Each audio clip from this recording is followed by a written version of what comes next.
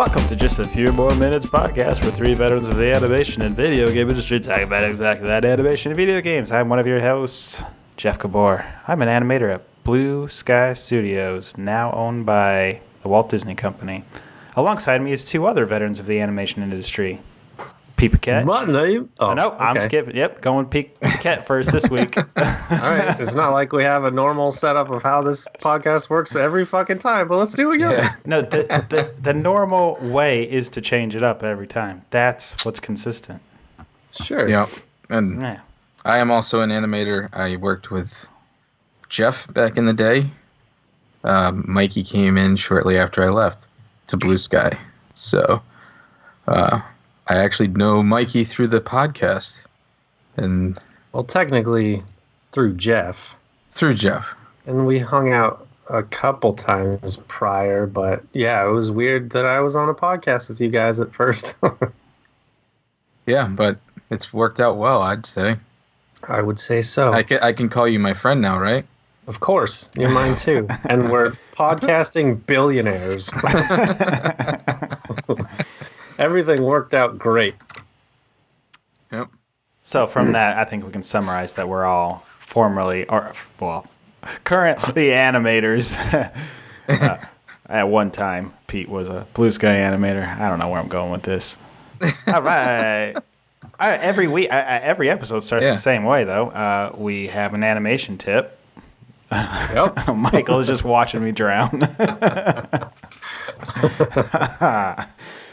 Okay, so this week's tip is emphasizing more workflow stuff, storytelling poses. So, I think my epic comparison reel. I made a point to show this off, but I can't stress how important it is to work super loose, especially when you're doing like more acting based shots. So you can basically just run through the main 3 to 4 poses, either whether it's from your reference or what you plan on doing from thumbnails or whatever.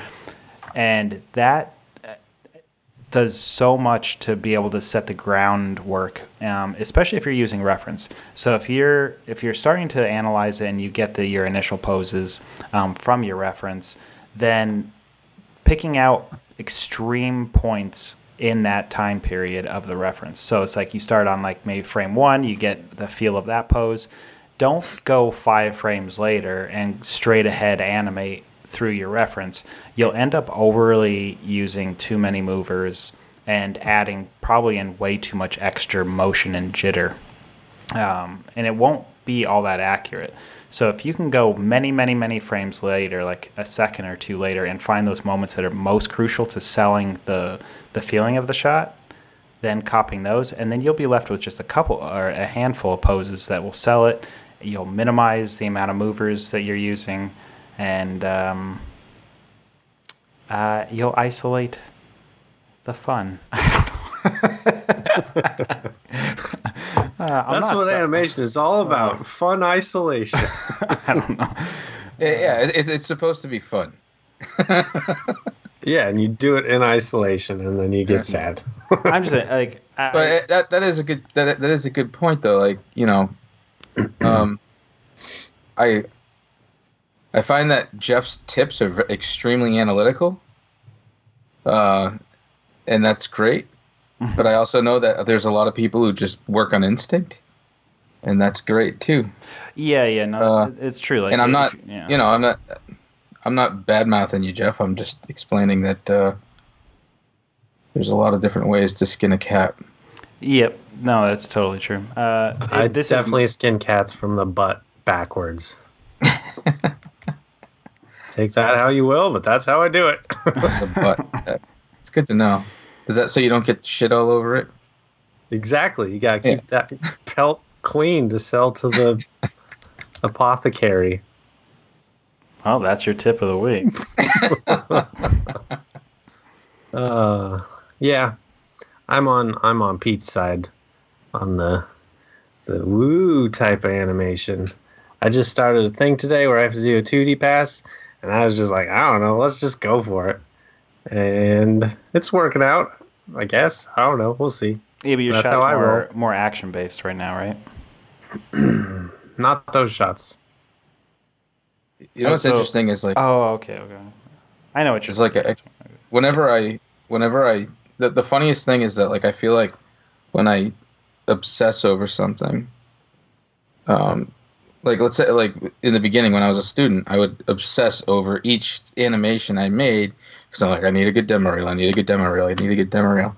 And what actually ended up happening was the best work I did was when I just didn't give a shit and just chilled and did whatever, or what I thought was whatever, and it ended up working out. So there's stuff to be said about both sides of the spectrum for sure. Yeah, you know, I'll talk about a little bit like why I do it the way I do it. Is because it's a sense of comfort. So like if I don't do things in an orderly fashion or do things in a way that produces similar results each time, it gives me anxiety to go in and think, I don't know how I'm going to tackle this. And it's okay to do that every once in a while, but if that is a repeated workflow, I would lose my mind. Like I wouldn't be able to come into work every day. Like it would be too anxiety ridden. And that's how it was at the beginning of animation. Like the first couple movies, every shot was trying to discover how to do it. And so this it was is like just this stressful. Is the system you've come up with? Yeah, it's finding a way to recreate. I mean, that's probably a better tip. Is finding your workflow is so important to just like reducing stress. That's true. Once you find that groove, you can start actually animating and not stressing about the process. When I get shots when I can't do a sketch pass to plan it, for whatever reason, I get really thrown off my game, and I don't know how to approach stuff without it. Yeah. So, yeah. That's not a bad thing, though. I mean, sketch pass, for those that don't know, that's basically doing a 2D animation pencil test. Yeah. To plan out your shot. And I used to do the same thing. You know, I still do from time to time. But you probably got that schedule back up against you, huh? Yeah. Okay. Like I've been told in the past that no, we don't have time for you to do that. So, because that's how I always told like everybody I worked for. I've always been like, look, I really like to do this sketch pass to figure things out. And I've been told in the past that you don't have time for that. So, which kind of sucks. Unfortunate. Yeah. That's my whole idea, Pass. I don't thumbnail. I don't really think ahead. I just get into the 2D program and just start fucking figuring it out there. That's where I get all my timing, all my poses. So then when I can go into Maya, it's just blammo, recreate what I already thought up. Yeah. I love doing it that way. Yep. So beautiful. It's fun. It's beautiful. Brings a tear to my eye.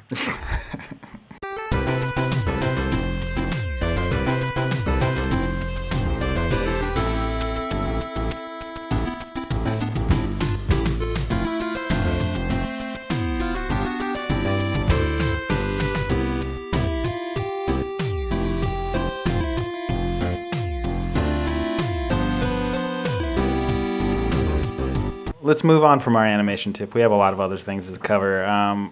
Just to keep on the animation train. So at the end of our last episode, we mentioned that very likely the next time we were going to talk, we were going to be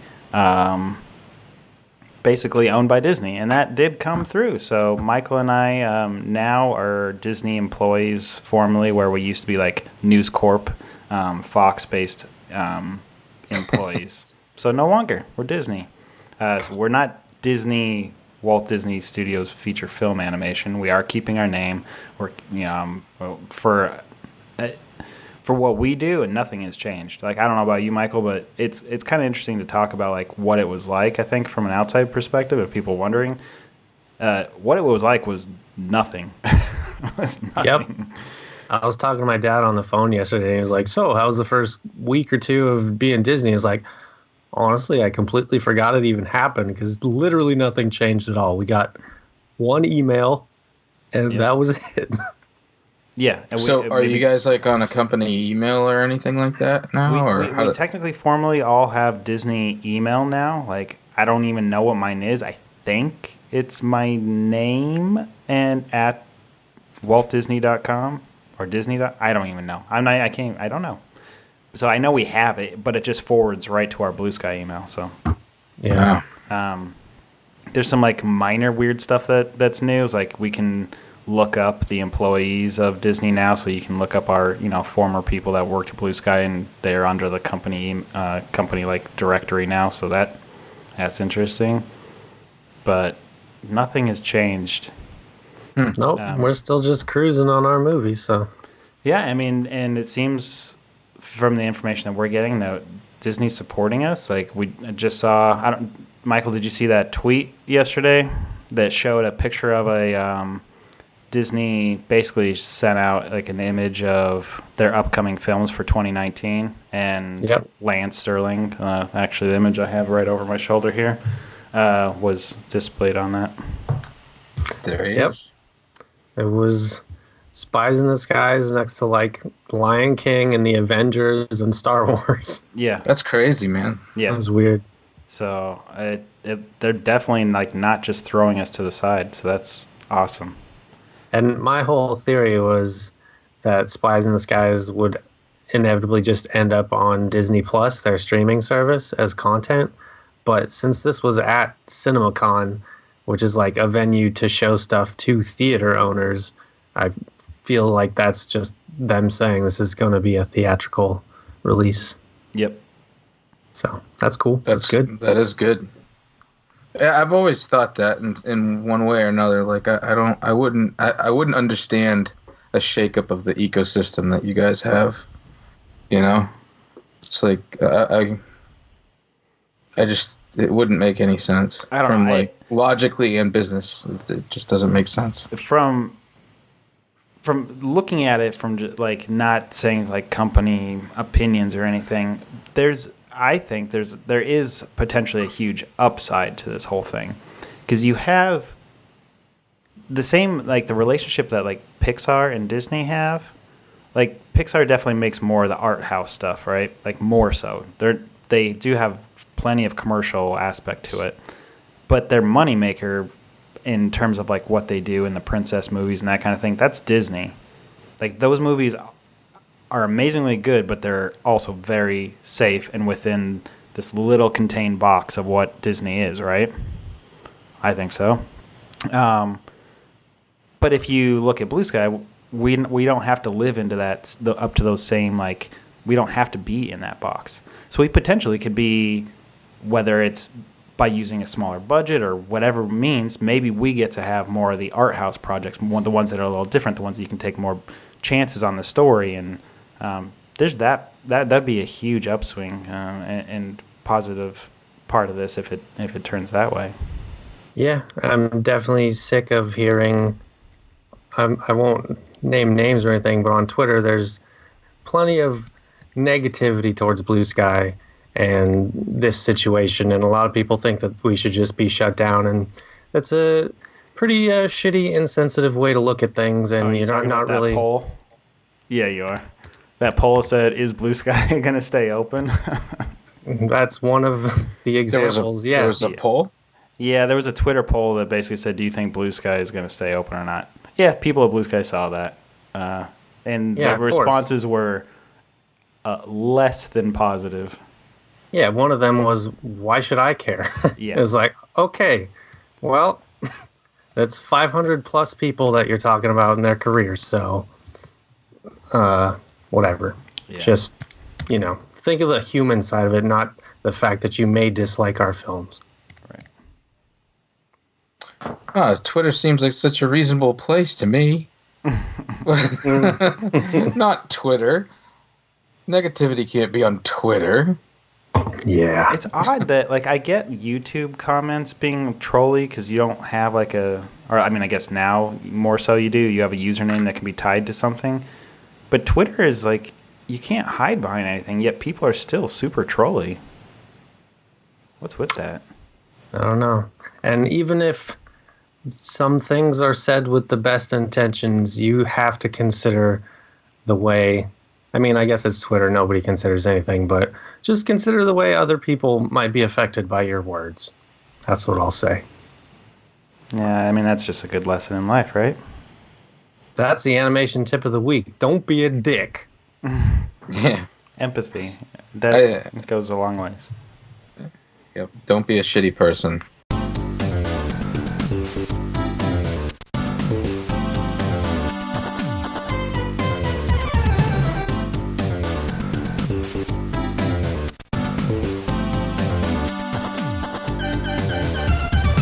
Anyway, what else is going on in this fantastic world of ours? How have you guys been?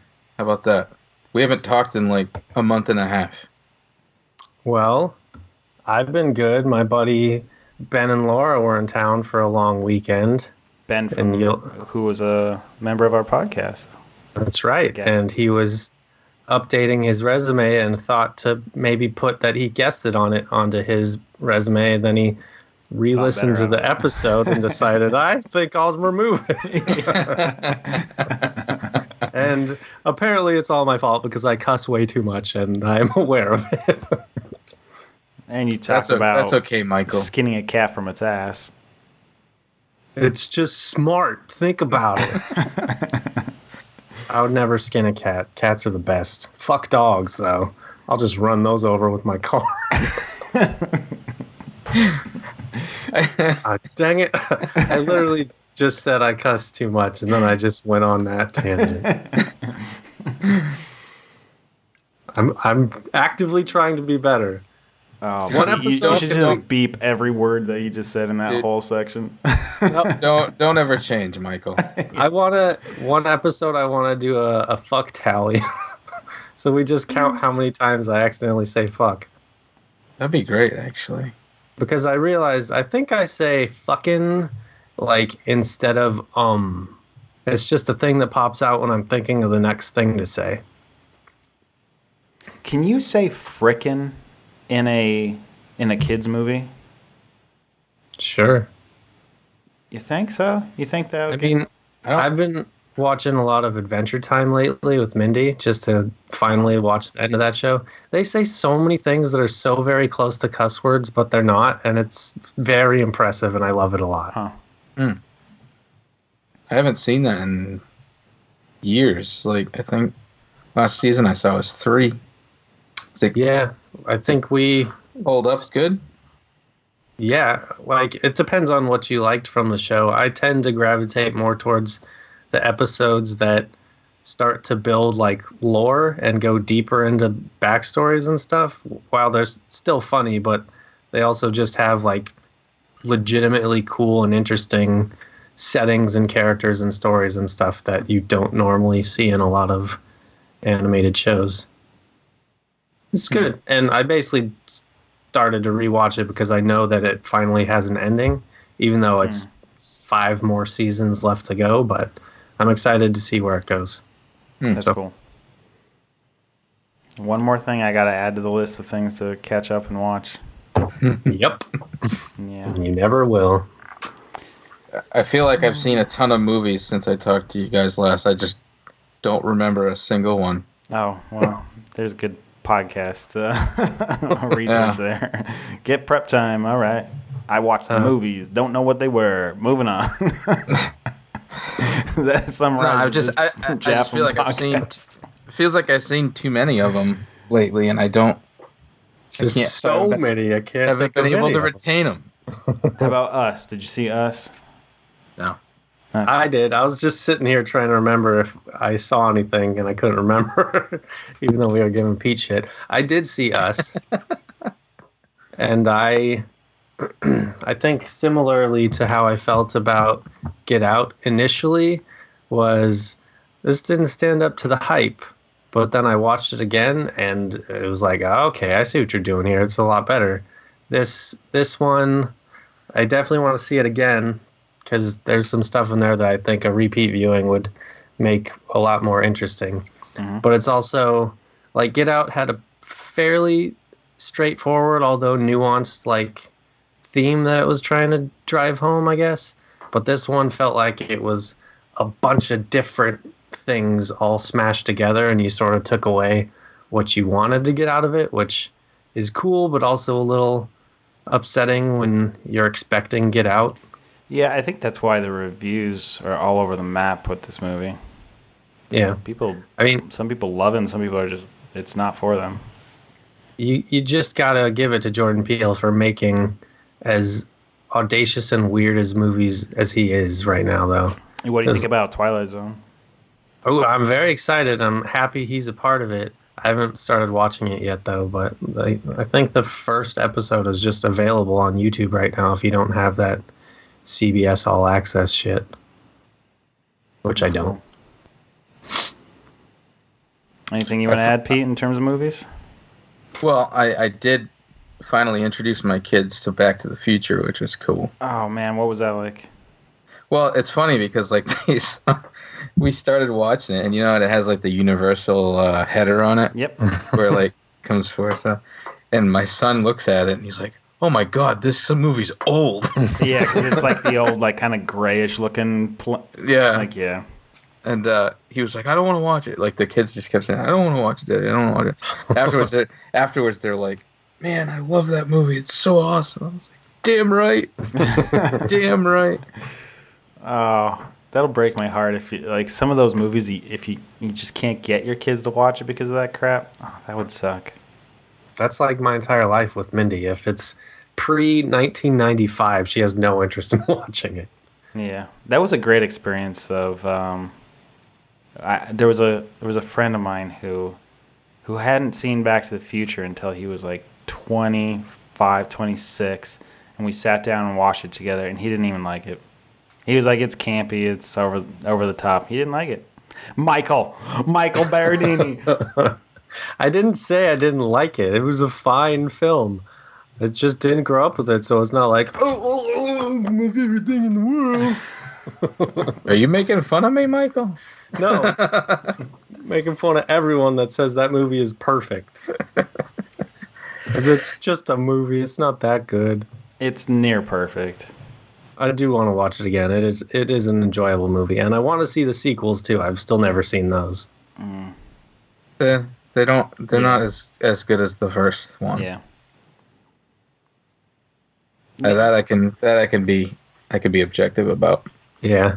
And it has a lot to do with like how they changed Marty. Like Marty was almost a flawless character in the first movie.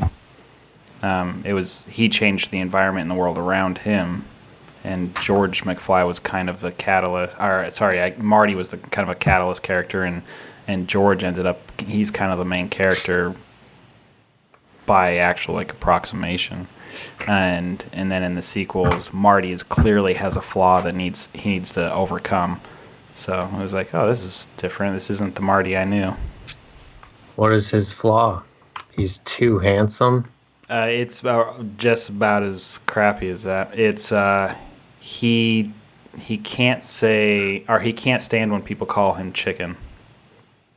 Oh boy. It's a pride thing. Yeah. Yeah, that's pretty lame. And to get over that, it's a pretty like, okay, I can't really like get behind that kind of theme. It's like, okay, I have to learn to like let go of someone calling me chicken. I'm like, okay. So. Okay. Okay. Well, there it is. And they hinged 2 movies on that theme. Oh, You're right. Yeah. Well, stick to the first one, Mikey. Yeah. Although I'll give it another go. The second one's fun because you get to revisit the first one, and that's the hook of that movie, and that's really fun. Which was the cowboy one? That's the third. That sounds fun. Yeah. That one's like that one. I don't like that one. I don't like how they ended the trilogy. Honestly, with the cowboy theme, I was like, yeah. What if it was samurais? Oh, like to Ninja Turtles. They ruined that franchise too with the third one going all samurai-ish.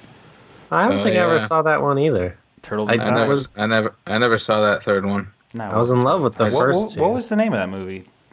Turtles 3. Turtle Shogun. Yeah, I forget what it was called. Turtles 3. Because it was Secret of the Ooze. And after seeing Secret... Go ahead. What, do you want to guess? You want to make a really good guess? The closest I can get is Turtles in Time. But I know that was a video game. Yeah. No, it's Teenage Mutant Ninja Turtles 3. The end. Oh, it didn't have a... Oh, okay. But after seeing Secret of the Ooze, I was like, all right, I'm done. Because, like, they took the first one, which was a fantastic movie, and completely shit all over it with the second one. Yeah, and I didn't really catch that as a kid. I didn't realize how dumbed down the second one got, but it really was. But didn't the second one, that was the one when they lived in the subway train? Yeah. Dude, I love that. That was so cool. Well, they lived in a subway in the first one. Yeah, but not in the train. No, not in the train. Very different. Anyway, how did we get here? I don't know. And what? But my biggest gripe about the first one. All right, we're still here. Why couldn't Casey Jones have left his mask on a little bit more? Does it look stupid? No. Yeah, he only had it on for I never realized that. It was like one shot. Yeah. Holy crap. Wait, he had it on during the fire at April O'Neil's house.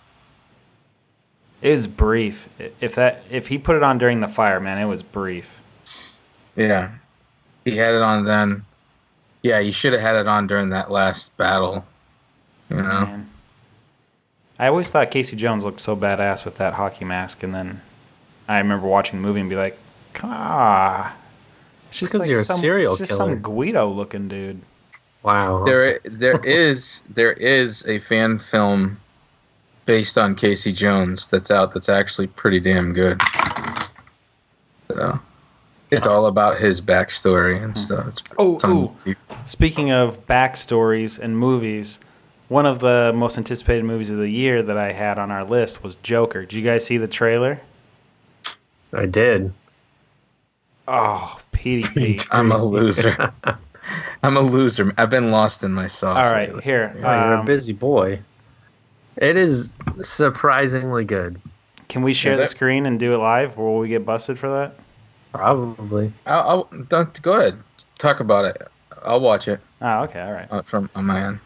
But yeah, so Joaquin Phoenix as the Joker in the backstory, and I'm just more impressed about whoever cut that trailer. Like the way they cut it with the music and the shot choices. Like, man, that trailer's a work of art.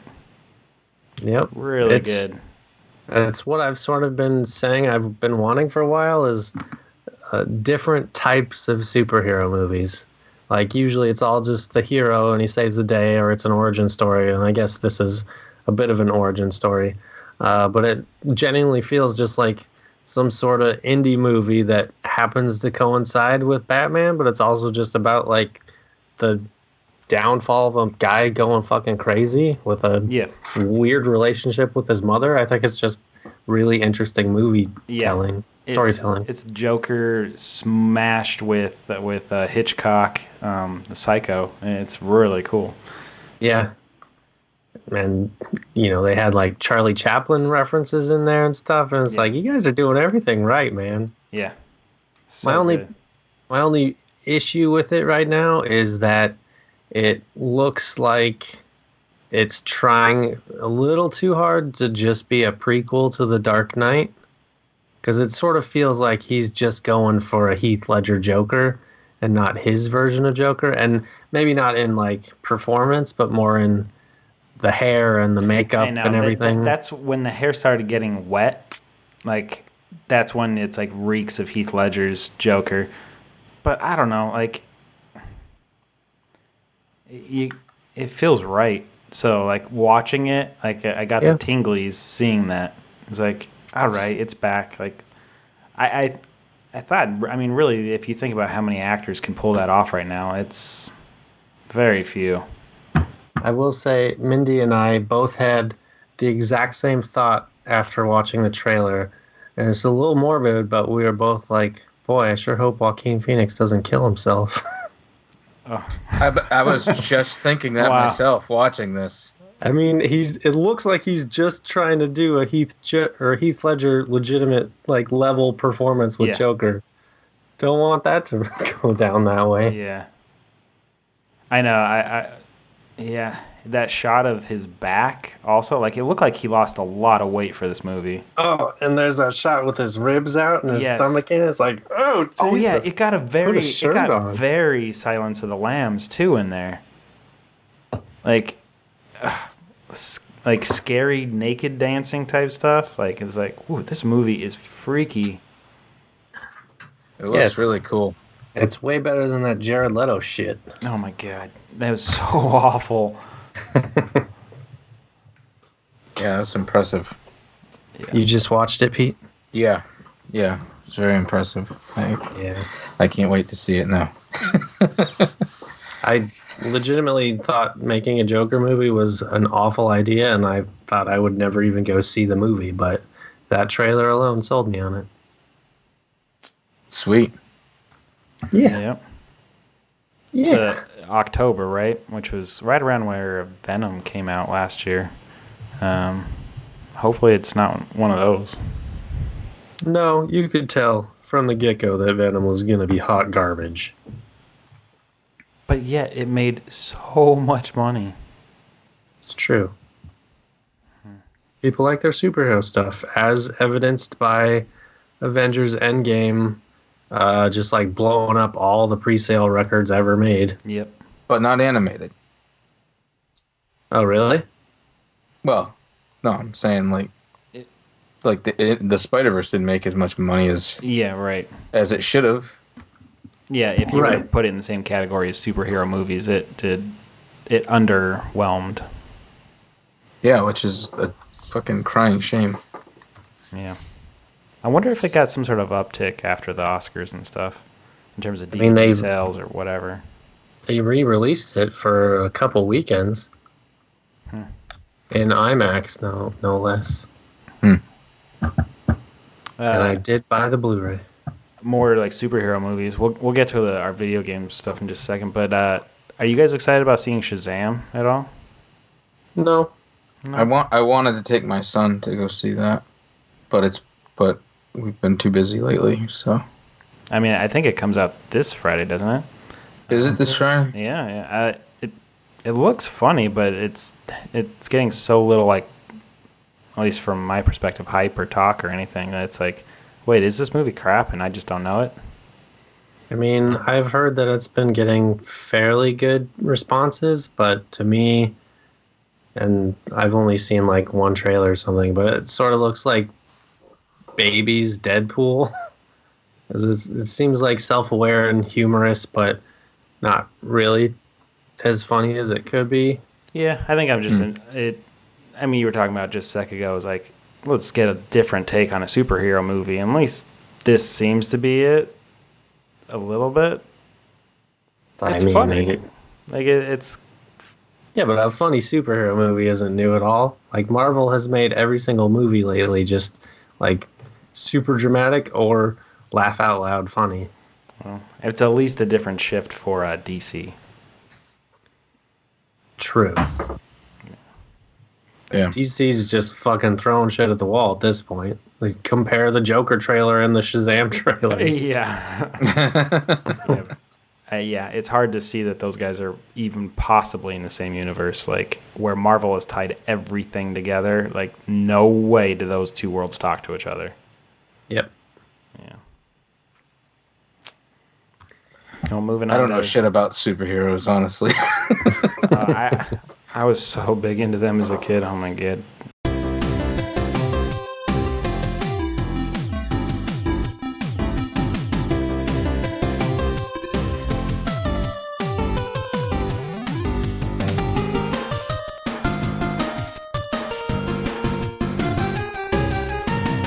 Let's move on to video games. Video games. This is where Pete inserts some sort of like 8-bit Nintendo or 16-bit sound, and we transition over to video games. Beep boop beep boop ba ba beep boop ba boop ba ba ba. Michael's top 6. Have you guys been playing anything lately? I played The one game I was looking forward to this year that was on my list, I have been playing Toe Jam and Earl, the Back in the Groove. Oh yeah, is it good? It's buggy. Yeah. I don't know. I do like it. But I don't think if you're not nostalgic for the first one, I don't think this game holds up on its own at all. Oh man, that's too bad. But I do like it. I don't know, like the aspect of like adding 3D elements and the fact that it is super buggy. It's hard to like get in matches with like your friends, and I had this instance where I was playing with my brother and we were on the same world, but my environment came in wrong. Like all the ground planes got mapped to a different world. So where he was in the elevator to go to the next level was completely in outer space, and I couldn't get to it from my perspective. Oh, Jesus. So I had to like fall to a different world. Or no, sorry, I had to exit the game, exit the server, and then come back in and refresh all the maps. It's like, God damn it. Like, this just would never happen in the 16-bit version. It's just like that. So there's just flaws and bugs everywhere. Yeah. All right, so I'm looking at gameplay of it right now, and it's got, this terrible 2D, 3D style that I've never liked, and everybody knows that. What do you do in this game? This guy's just shaking bushes. Yeah, so the idea is you have like 26 some levels, whatever, and each level may or may not contain a ship piece, and you're reconstructing your ship to then go back to your home planet. I thought you said shit piece. Your ship piece. But that's basically it. So there's Earthlings everywhere, and you're trying to avoid them because they try to like do their little thing, and it's all comedy based, but it's like it's like an Easter egg hunt. Yeah, that's a lot of it. So then you look for presents, and then you open them, and they may or may not have something that's useful for you at that time. Is there combat? I'm literally watching you guys just walk around levels, and there's a dancing hula hoop girl. What is going on in this game? That there is mild combat. Like if you open up a present, it may give you tomatoes that you can throw at the Earthlings, but that's about it. The game is just like Pete said, it's just an Easter egg hunt. You just look, you just uncover the map and try to find a ship piece. That's it. But he walks so slow. Yeah. Why are you? All right.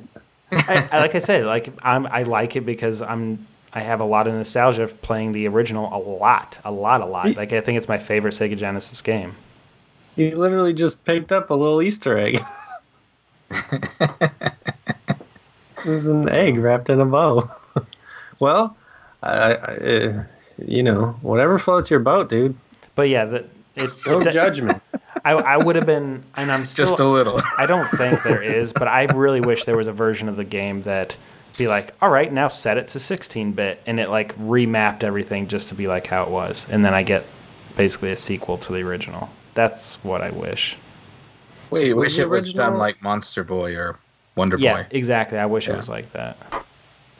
Was the original this like isometric view? I thought it was a side scroller. That was the second one. The second one ended up being like a platformer, and it sucked. Oh, maybe that's the only one that I ever played. I have it up there on the shelf. Yeah, it was like Funkatron, something like that. Yeah, Planet Funkatron. Escape Planet Funkatron or something. Yeah. Interesting. My whole perception of this game is just straight up bonkers now. Yeah. Anyway. Oh, well. I know, Michael, you've been playing some game that starts with an S. Oh, gosh. Well, first of all... Sekiro. I'm not going to talk about that yet. I've been playing another game. Okay. That maybe... I'm sure Pete has played. Maybe Jeff, you were a big nerd back then, too. I've finally started playing Final Fantasy VII. Never played it before. And on the Switch? Yeah, on the Switch.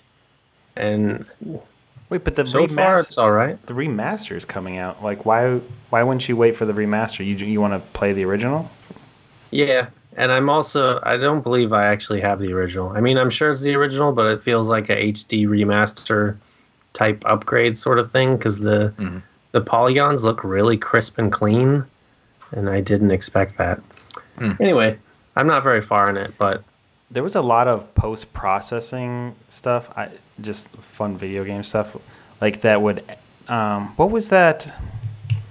There was an emulator for the PlayStation that came out, Bloop, something like that, Pete. Bleem. That's it. Anyways, so it would emulate PlayStation 1 games, and it would basically soften and all the polygons to make it look a lot better. So I wonder if it's like doing something similar to that. So it's just like putting a little like love on it. Yeah, it definitely looks like it. And I didn't realize for this whole time I thought Final Fantasy VII was a completely turn-based thing, but it's got like the whole active time battle stuff, which I was not prepared for, and I quickly died my first battle because I was just like, wait, I'm not attacking. Why am I just getting attacked? Whose turn is it? I'm so confused. And there's just bars moving. The game doesn't fucking explain anything to you. It's really weird. But man, it's been a long time since I played that. I forgot about that, the combat system. And it's weird. It's in such a like in-between stage of games where all the music is like super MIDI, synthy, Super Nintendo era, but then it has like pre-rendered backgrounds and shitty little polygon characters on top, but that looked like they were hand-keyed to match the camera move from the rendered backgrounds and stuff. So they're sliding all over the place, not matching up. It's like, wow, this is weird. It's interesting. It's pretty cool. Yeah, and then you have like a whole library of CDs to just get through the goddamn game. Yep. Yeah, 4 of them, if I'm not mistaken, right? Yeah. Was it 4 or was it 3? I thought it was 4, and then weren't they black? They like black vinyl. It stood out. It was cool. So you both played it and beat it? I didn't beat it. I didn't beat it either. All right. Well, it's a long ass game. Yeah, I'm sure it is.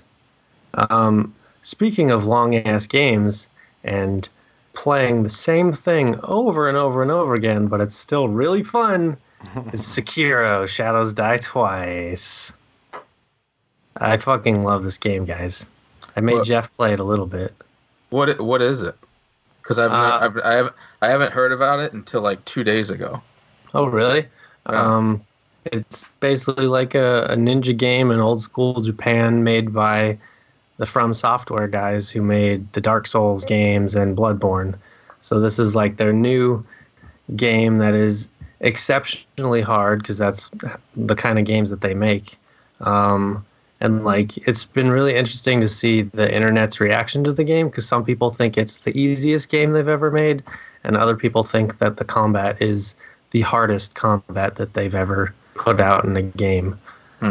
I, for one, never played any Dark Souls games. Well, I played the first one for like 20 minutes and was like, this is way too hard. I don't want to play this. And I never touched it again. I thought the same thing about Bloodborne, but then I finally picked it up when it was cheap and I sort of fell in love with it, but I never beat it. And now this one, this is like the perfect balance of hard, forgiving, and like the other games, it's mostly about remembering enemy attacks and just memorizing how they move and stuff. And this one is a little bit like that, but it's also more a game of timing because essentially the main draw of the game is the combat where it's a little bit like stamina, but it's called posture, where you're trying to break the posture of your enemy that you're fighting, and you have posture yourself.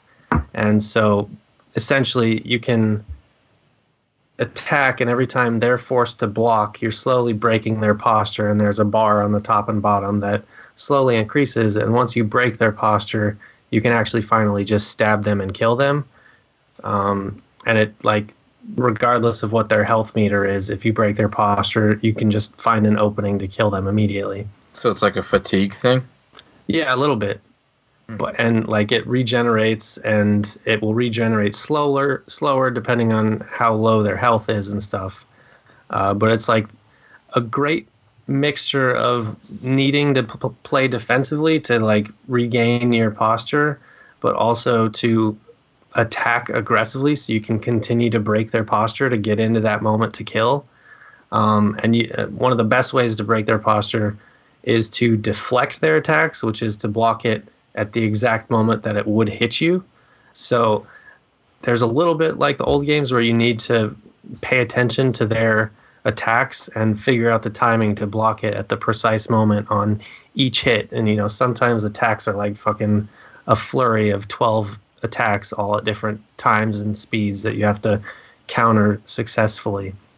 But it's like you feel like a god when you get into the zone. I was fighting one of the bosses, Lady Butterfly, for anyone that's playing it. And like I was just getting my ass handed to me over and over again. I played it for 2 nights straight, not for very long, probably like an hour or so each. But I just kept dying and dying and dying. And it's one of those games where like you die and you get frustrated because the boss battle took so long. So you try to like do it faster to get back to the same point you were last time. But then you die immediately and you get more frustrated. And so finally, I was getting too distracted by everything, so I just turned the sound completely off and put a chill song on. So all I had to focus on was the actual attacks and like just visually seeing the timing of it all. And I got it on my second try, just like that. And it was just like such a good feeling because once you beat that boss, or at least once I beat that boss, I felt like the whole game opened up for me, and I started to like understand how to play the game better. And I was just like, they weren't going to let me pass this thing until I actually got to a certain skill level to progress in order to be able to complete the rest of it. I just think it's fucking amazing. That's great. Hollow What's it called again? For me, man. It's Sekiro Shadows Die Twice. Yeah, I saw some Twitch people playing it, but it looks super violent, but I'm sure I would love a game like that, especially if it has that aspect to it of like rewarding you for putting in that effort. And that's what got me addicted to Halo back in the day of like the multiplayer Halo, is when you finally felt like you started getting that like you have power over the game and that you start to be seamless with the controller and the controls. And that feeling is hard to recreate outside of video games like that. Yeah, and to sort of balance that out, there's been a huge outcry on the internet, as there always is about everything, but specifically with From Software games over the past couple days, there's like 2 debates on raging, mostly about if From Software should include an easy mode in their games so people can enjoy the game even though the game is like detrimentally difficult. And that also brings into account accessibility. Like easy modes are one thing, but also the ability to just tweak the way controllers are inputted or any amounts of control to change the game to suit someone's play style. And I think it's very interesting because like From Software very seriously has a type of game that they make, and they've created an entire genre out of essentially making extremely difficult games. And that's part of the draw, is like only certain people can play this game because they have a skill or a time commitment to get that good. And on the other hand of it are people that just want to experience games like everyone else, but they can't because maybe they don't have 5 fingers to hold a controller correctly. And it's like, where do we, do you err on the side of letting everyone have fun, or err on the side of the auteur studio making what they want to make? It's a very interesting debate that's ongoing. Mostly everyone's just being a dick and saying, get good. I feel like sorry, go ahead, Pete. No, I was going to say, I feel like part of that is the creative vision of the developers. We're saying the same thing. Yep, that was what I was saying. Yeah, it's like, I feel like that should be the ultimate end all. Yeah, at a certain point, like it's somebody's vision for art, and and the way they want to tell storytelling. Let them have it. I don't know. Like, you can love it or hate it. Like, just like you can hate or love a poem or anything. Yeah, or like, this is theirs. This is their story, and this is the way they want to tell it. Or like watch a playthrough if it's that hard, and you really want to see it. Like, I know it's not the same. No, I know it's not the same. I'm just explaining that, like, I feel like someone that couldn't ever play that game due to whatever reason, they'll never get that feeling of beating Lady Butterfly like I did after 2 nights of intense stress. And I don't know, I feel like it's not hard to include an easy mode. Like in Sekiro specifically, you can revive yourself once after you die. So you can get knocked out and get completely dead, and you resurrect yourself, and then the next time you die, it's a game over and you have to restart. Lots of people online are like, why just limit it to 1? If you can resurrect yourself, just put that in as an option, and people can continue to play, bash their heads against the wall, but they won't continue to lose everything that they've gained. Right. But at the same time, you're saying that, like the people those people will never experience what you experienced, right? And that's why they should have an easy mode. But if they have an easy mode, they'll still never experience what you experienced. Perhaps, but at least it's closer to it than watching someone else do it on YouTube. Because I don't know. Yeah. I think it's just an interesting debate that they're having, because, like, I can absolutely see both sides of it. I want creators to make precisely their vision, but maybe also, if it's not that hard, throw in another mode for someone else that wants to enjoy your game. To be more on your side, just to play that side, I would say most story-driven games I play right now, I tend to put on the easiest setting. And it's not because I don't think I can do the hard mode. It's because I don't have time. Like, I want to see what the game has to offer, and I just don't have the time. So it's just like, all right, put it on easy. Let me just get through this. Like, all the Uncharted games, played those on the easiest setting. Yeah, same like with Final Fantasy VII. Like, I don't really want to play that game with 50,000 random encounters every time. So luckily they include just a little thing where you can turn random encounters off. So you just only do the main event stuff, which I thoroughly appreciate. Oh, really? Yeah. That's a new mode? I guess so. I mean, it was in one of the menus. Wow, that's crazy. I mean, obviously I won't grind and level my characters up as much, but I can just turn on random encounters again when I need to as well. Hmm. Celeste also ended up having an easy mode put in at the last second. Yeah. Because they got the note. It was too hard. Yeah, that's one of the best recent examples. Actually, Matt Thornton just posted yesterday how he would implement an easy mode, quote unquote, in Sekiro. And I was like, yeah, I wouldn't mind that it's in there. I wouldn't use it, but why the fuck not include it for the people that want to play the game that can't? Yeah. Valid point. I know I don't think I'll ever be able to make a game that's actually playable by a large amount of people, but even that has been on my mind. I was like, it would really bother me to have to go through all the effort of level design and trying to make this game and then go all the way back through the process and do it again and like figure out how to make it easier. It's like, oh God, what a slug. Yeah, I mean, I guess it depends on the game, because a lot of games, like take for example a Destiny raid or something, they just fucking give those enemies like 1,000 hit points, and then you take damage harder, and that's what equates a hard mode or even a normal mode. Yeah, reduce ammo drops and that kind of stuff. Right. It's just everybody, something to think about. If you see us on YouTube, just leave us a comment with your thoughts. While you're at it, review us on iTunes. Yeah, please don't tell us Blue Sky shut down. Yeah.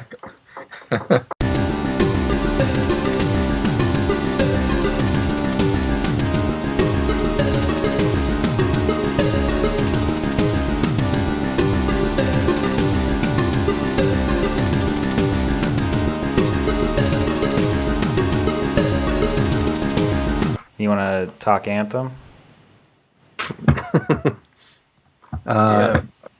Do you want me to? I mean, I've read the article, but yeah. Why don't you summarize it for us?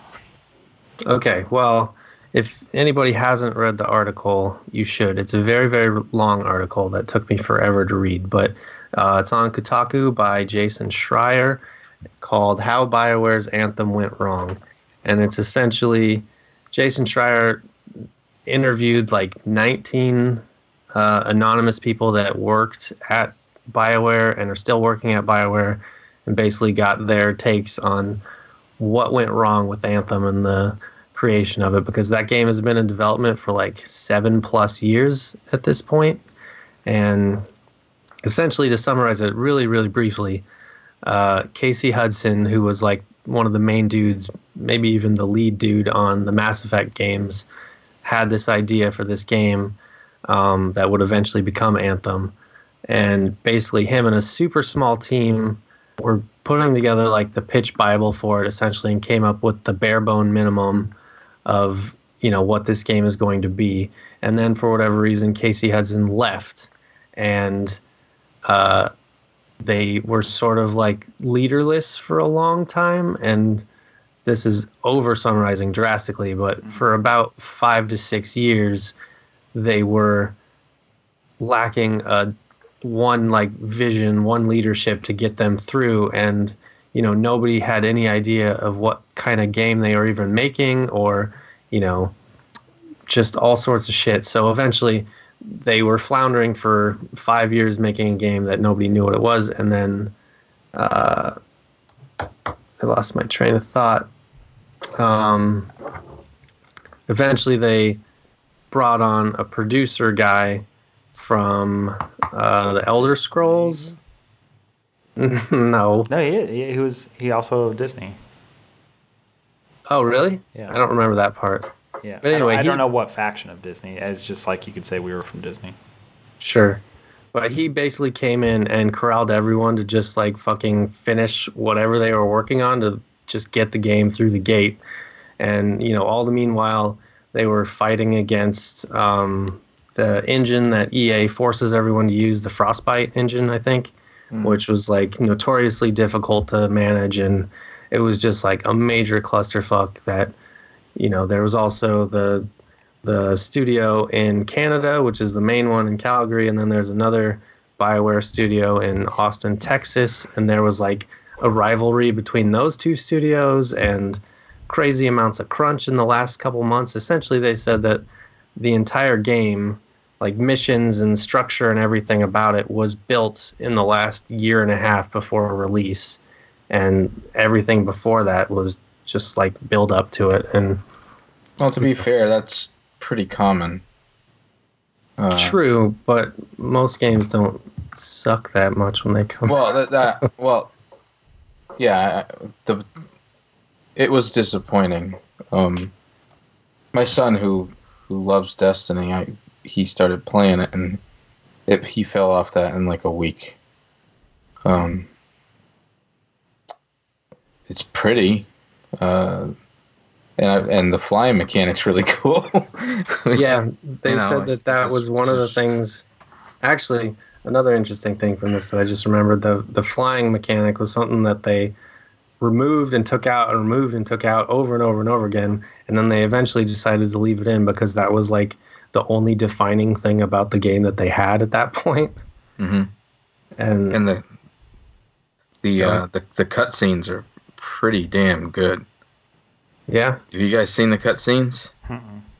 It almost, I would say they've figured out the uncanny valley with their cutscenes. Really? They look really good. I think the thing I walked away most from that article was just the working conditions for those employees. You feel so bad for them, just having mental breakdowns and anxiety attacks and having to, like, basically one person saying that they would lock themselves in a room and cry. It was like... Yeah, there was forced mandatory leave for people that were, like, overstressed, doctor-approved stress-related breaks, and I forget what they were calling it, but stress casualty, that's what it is.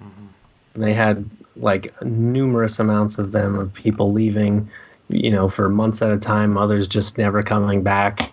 And on top of that, just insane crunch and just the whole mystery. Like they said that the original E3 trailer that we all saw, that was like a year ago at this point, that was the first time that any of them finally realized what the fuck game they were even making, because everyone was too busy working on their own stuff and not being told what else to put. There is a woman walking behind you, Jeffrey.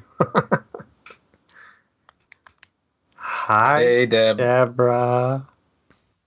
Anyway, yeah, it's just real shitty, and I think the most unfortunate thing is this is probably how most games are made, especially big AAA ones like this, where there's an over-reliance on overworking your employees. I mean, I knew one of the main animators on Last of Us, and he said the majority of that game all came together in the last few months. Like, story, everything. Like, as much as that game was loved and everything, that came together at the last possible second. It felt like that with BioShock Infinite as well. Well, and to be fair, this article, everyone said that BioWare was relying very heavily on that specific thing where everything comes together at once. Yeah. They called it the BioWare magic or something. But sometimes when things are so worked on disparately, like, they might not gel together as much as you'd like. Dude, but just even think about it from our view. How many movies have we worked on where it's very similar, where a year and a half out, you're like, wow, this is rough. And they rework the story, and then it's like, and then even stories, Disney, like Zootopia or Frozen, whatever, you always hear these stories like 6 months out, the story writers locked themselves in a room and they didn't come out and tell their story was amazing. And then boom, then they had to work 7 days a week to get the movie done in 6 months. It's like the story repeats itself over and over and over again. Yeah, that reminded me of a quote that I heard from Brad Bird a long time ago, that pain is temporary and film is forever. And I used to really respect that.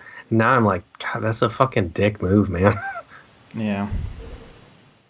I don't know. Yeah, and the funny thing about it is that if you really think about it at its core, I'm probably going to get in trouble over this. But if you think about it at its core, we're all content creators, right? Okay. Not anybody can be a content creator, right? Right. Well, I mean, look at YouTube. There's a lot of idiots making content, but I agree with you. but good content, right? Like, digestible content, I will say. If every content creator just put their pencil down and didn't do anything, this world would go insane. Oh yeah, absolutely. This world would lose their fucking minds, because the just by the sheer amount of content that's being consumed by the average person. With that said, there is a lot of power behind creatives, and it's really up to us as a whole to take care of one another. Yeah, and every film I've ever worked on where it does have those issues, it's always way more complicated than simply saying the story wasn't good and they had to figure it out. There's always 10 different reasons why, and why it's complicated, and this is related to that, and this person said this, and this person has this sort of contract. Like, we always talk about, like, this being the Horton podcast, but we had, I feel like it's so old now that I feel more free to talk about that kind of stuff. But we had serious issues with some of the actors and their involvement in the story, and that effed with us really bad. It's like we weren't able to always tell the story or have the dialogue we wanted because some of the actors were prima donnas. That sucked. So it's not always as simple as like, this movie's good and this movie's bad. It's like there's reasons why that happens. It's like out of control. are out of the hands of, like us content creators, I guess, if you want to say that, Pete. Yeah. Well, I think that's one of the good reasons why this article came out, because, I mean, it might simplify it, although it's a very long article that wasn't that simple, but it's drawing attention to practices that could be better for the people that are making stuff for you. And I think that was Schreier's whole intent, is to make this public and let it be known. And luckily, since the article came out, BioWare sent out a letter to everyone that was working there that has gone public, and they're actively going to try to adjust things for the better. Who knows if it's true or not, but at least, everyone is aware of it, and they'll try to work better, and hopefully that'll proliferate to other studios in games and in films and visual effects and everywhere. Yeah, you definitely don't want that reputation. Like, EA definitely has that reputation. I would just driving people into the ground. And it's like, I would never work there because of that reputation. Yeah. 2K as well. Like 2K Games, the GTA people. Apparently they are in some severe crunch mode all the time. And they have don't they have 40 studios underneath them too? Like every game they put out is made by studios across the frickin' globe. Yeah. It's crazy, man. The funny thing is I don't know the answer. I really don't. My instinct would be to tell these people to just. It's a game. You're not saving somebody's life. If it comes to it and you're having a mental nervous breakdown, that there's other ways to make money. There's other ways. You know what I mean? If you're good enough to get into one of these studios in the first place, there will always be work for you. Don't put yourself in that situation if it messes you up that badly. Yeah. Sure. Yeah. It's tough. I sympathize with them. It's like you get into situations of, kids are in school and families, and you're paying for that X, Y, and Z. It just sucks. It sucks to be put in that position to be like, all right, I got to pack the bags because I'm having a mental breakdown here. And uprooting your whole family and having to admit that mentally you're now unstable because of your job, and you have to uproot everybody because of your mental state. It's a tough thing to admit and to move forward with. Yeah, I understand that, but at the same time, it's like you should never let yourself get to that point. Yeah. There's plenty. I'm sure that at the end of the day, we're all human. It's I'm sure there was some warning signs way before that happened, but having a mental breakdown, that's pretty crazy. No, and to give a little insight of even how it is right now at Blue Sky, we have 13. Well, when this podcast comes out, we'll have 12 weeks left on the movie. If it wasn't for the fact that I have paternity at the end of this and vacation at the end, I feel like that would make this 13 weeks basically unbearable. It's that I have this light at the end of the tunnel that I get to have a mental break. You just need it. Mm-hmm. This stuff is stressful. Creating art on demand and is just the hardest thing. Yeah. Yep. And burnout is a real thing. Oh yeah, absolutely is. Yep, that's true. So, do your yoga. I know. I've been on Spies for 3 years. I can't imagine being on Anthem for 7, and then it comes out and people shit on it. It's oof, man. Yeah. It's if you look at your career, it's I'm going to have maybe 4 or 5 more games. So it's just to have one bomb like that, it's you're just writing off your entire life. Man, especially with something with as big a promise as Anthem would have been.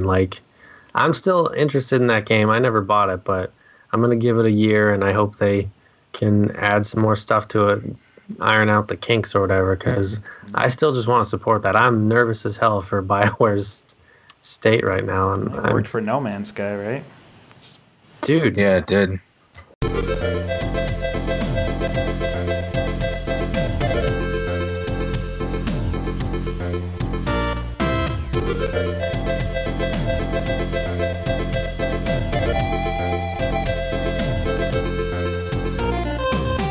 Okay, maybe a less than ideal transition into Pete's topic, but they just announced VR support for No Man's Sky coming in the summer, and I'm very excited about that. And you could play it for the first time at PAX. And I didn't play it. I'm sorry. Oh, I can't believe we haven't even. We're over an hour into this. We haven't got to PAX yet. Sorry. Yeah, I don't. No, it's okay. I'll be brief. I make it a point when I go to PAX to play. If I'm gonna play any AAA games, it's either at the very beginning of the conference or the very, very end. For the simple reason is that I don't want to wait 2 hours in line for to play some of these games. It's not. I don't want to wait 2 hours in line to play any game. You know, right. I really don't. Okay, so I'm very choosy about what games I choose to go see and what I get to play and stuff like that. And if I invest the time in standing in a line, I know it's going to be worth it. You know what I'm saying? Yep. So anyway. So the whole time, searches. The whole time I was at PAX, believe it or not, there were so many games this year that I only got to play about 6. The rest of the time, I was just walking around, just getting an idea of what was coming out. So I wanted to see everything. Mm-hmm. You know, I was there all day Saturday, or all day Thursday, with my brother, and then we walked the floor. And I was there all day Sunday with my son, and I took what I scouted out on that Thursday and brought him along and showed him those games that I thought were really worth, you know, checking out. Saturday I went, but I didn't spend much time on the show floor. I just did a panel and I got the hell out of there because Saturday it was a freaking zoo. So the games I played, the first one these are in no particular order. Cosmic's Quick Stop. I played that with my brother. I played it last year, a very early build of it, and they keep I played this year. It's apparently they're coming out this year for PC. It's by Big Sur Games. It's a really silly little cute time management game where you're this like Muppety sort of alien that has to take care of a quick stop in space, and so you're fueling up spaceships, you know, washing them. You're like cleaning the bathroom in the quick stop. You're avoiding incoming asteroids. You're filling up the little like Overcooked type of situation. Yeah. Only not from like a top down. It's more like a third person. So it's really fun, and it was really fun to play with other people. There's that one. Mm-hmm. I played Yoshi's Crafted World, which is fucking awesome. Like that. Yeah, it's a perfect game to play with a kid. In fact, it'd probably be perfect for you, Jeff, because it's not a hard game by any stretch. But you're not a true gamer. I don't think my daughter can hold a controller yet. So. Well, I'm just saying. It's a great game to play with kids, I would say. And it's a lot of fun. I mean, it's like I said, it's not crazy challenging, but it's really fun for what they have, for what they did. Let me digress a little bit and just let you know where my daughter is. Her favorite game this week right now is repeating the phrase, "I poop on Michael." She just wants to get back on Michael's neck and fake like she's pooping on him. So she's not ready for video games. She's not. She's got another good couple years or so. Yeah. And whose fault is that it's her favorite game? I may have participated a little bit in when she was writing you to suggest that she should try pooping on you. That's funny. She probably thought that was hilarious.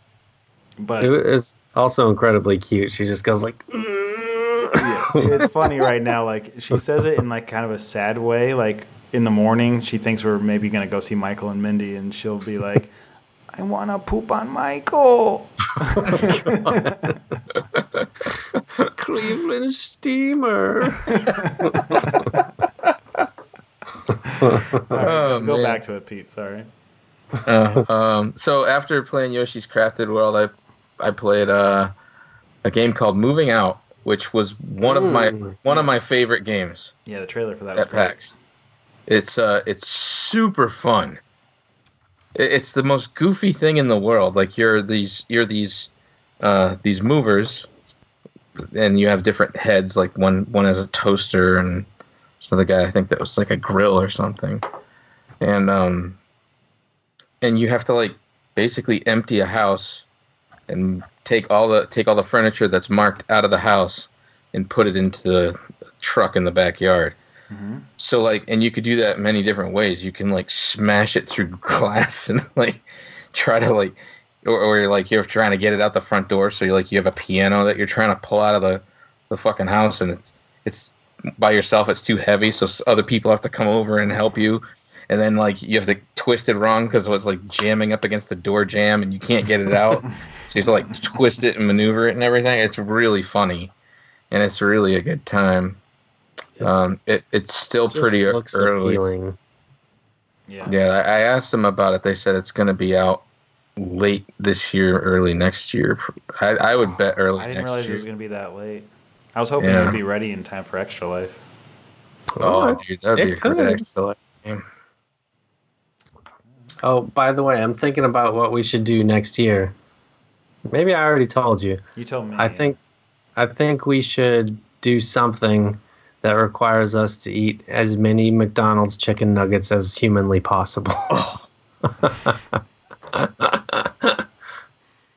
But also maybe Wendy's chicken nuggets because they're better. Yeah, maybe a little higher quality. Oh, that made me kind of puke in my mouth a bit. You get to dip them in whatever you want, though, right? Oh, but that meat is so disgusting. Yeah, that's the pink slime stuff, right? Yeah, the chicken meat. Ugh. That's less appealing now that you say that. But, that's the bar. Come up with something better. I only eat the boot-shaped ones. So anyway, shape. Another game so these are my top three. The Moving Out was probably number 3. Number 2 was Cyber Shadow, which was made by a guy named Arne Mechaskull Hunziker. And I almost got to talk to him, but because I had so many questions for him. But apparently, he's been working on this game for like 7 years or 10 years or something like that. And it's like a love letter to the late Nintendo ninja style type games. It looks great. And the Yacht Club games, this is their first game that they're actually publishing. And Yacht Club Games is known for Shovel Knight and their nostalgia, their attention to detail when it comes to nostalgia. And that's coming out on everything. I stood in line. The line was always pretty good size, and at the very end of PAX, it was like literally they were saying 10 minutes till the floor closes, and it was Sunday, and I was like, I'm gonna go see if I can play this because I'll kick myself for not playing this if I do. So I'm standing in line. And this woman was nice enough. She saw me standing in line. I was standing there, and I was the last one in line, and everybody else was kind of like clearing out. And then she's like, "Come here, let me." She's like, "You could play it on my Switch." So it's just a woman who was I don't know who it was, but she said she was working on like the publishing team or something. And so she's like, you could use my personal Switch. I was like, oh my God, thank you. And I got to play it, and it was fucking amazing, dude. It's like really, really, really authentic experience. It looks fucking awesome, man. Yeah, it was the controls were really good.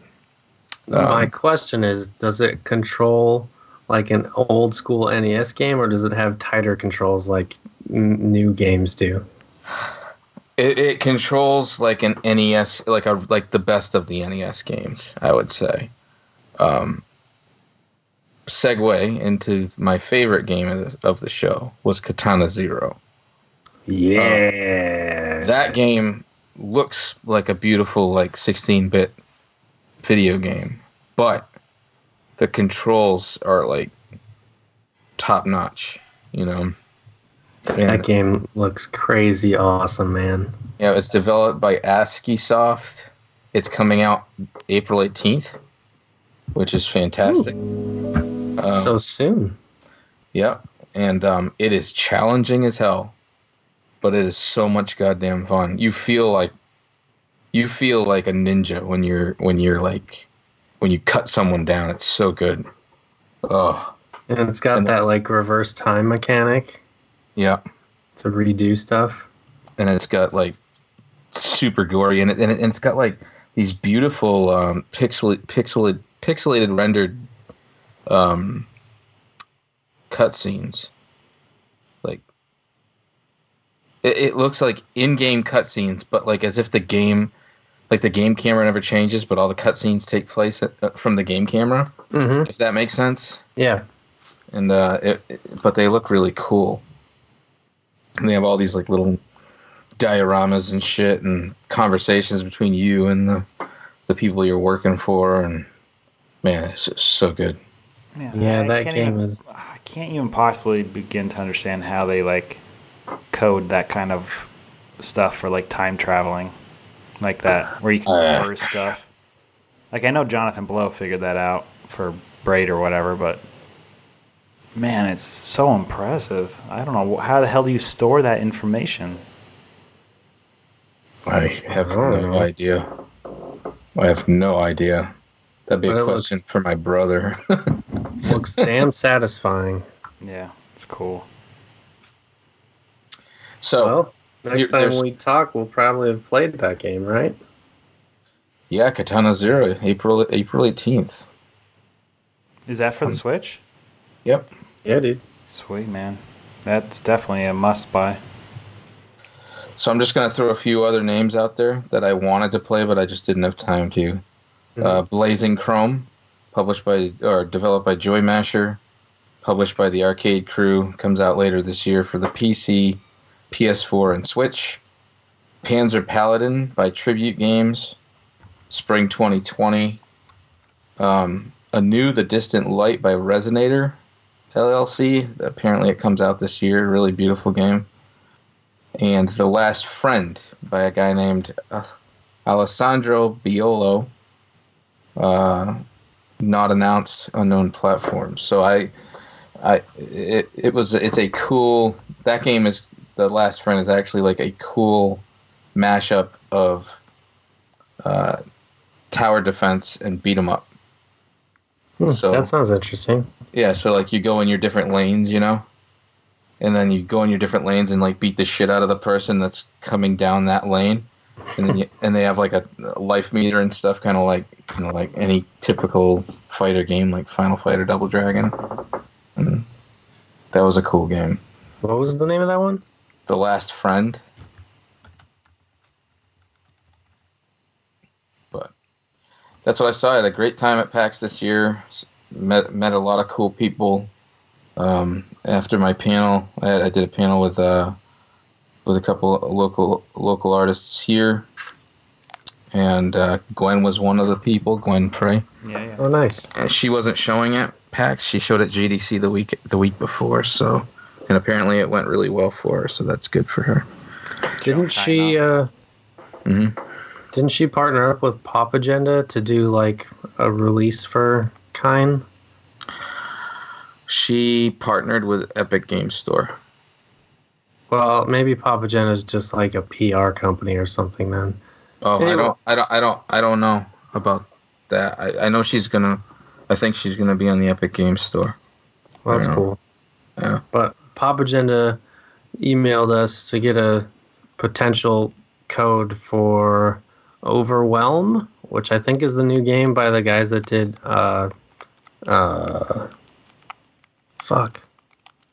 Downwell. Oh, cool. Yeah, it looks like Downwell, but it's not down. It's a side scroller, and it's a co-op game coming to Switch in a week or so. Cool. It looks like a good extra life game for us too. Excellent. Yeah, so that was PAX East was great. I think I've been going every year since I moved here, so I don't see that ever coming to an end. Well, in terms of cool indie games, man, congrats on getting your first build for your game too. Oh yeah, thank you, man. That's pretty much been what I've been doing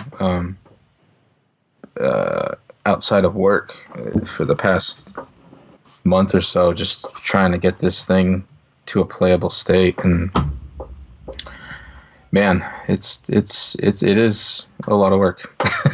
Yeah, I'm sure. It is a lot of work. It's just That's awesome. Yeah, looking forward to getting a good hands-on look at it this weekend, man. If you're available, yeah, I'll bring it to you. Yeah, I'll be at the New York Nerd Show on Staten Island at St. John's University coming weekend. By the time this comes out, it's already in the past, but so I'll be in their neck of the woods. Cool. Well, hopefully it went well. I hope so too, man. I guarantee it did. Thank you, Cool, Mikey. man. I think we hit all our topics for this episode. Yeah. So I think so. Next time we see each other, it'll be around May 1st. We'll have just over a month left on production. Go time. Flowers. Leaves on the tree. Is there a release date It's yet? gonna end. Oh my god. Is there a release date? No. I mean, technically, it's still September, right? No. Oh. I think the internet still have it as that, but no, that is not our release date. Well, I was just going off of the internet. Yeah. So, sorry, I would tell you if I knew it. I actually don't know our release date. Well, the internet says September 13th, so get ready, everybody. Okay. It's definitely not September 13th. Stop it. I'm just trying to get you out of the hole that you might have dug for yourself. I didn't dig. Did I? I didn't. We'll find out the release date soon. All right. Did you see it printed on any of the posters? That's how you know when there's a release date. No, I don't see a poster in your picture at all.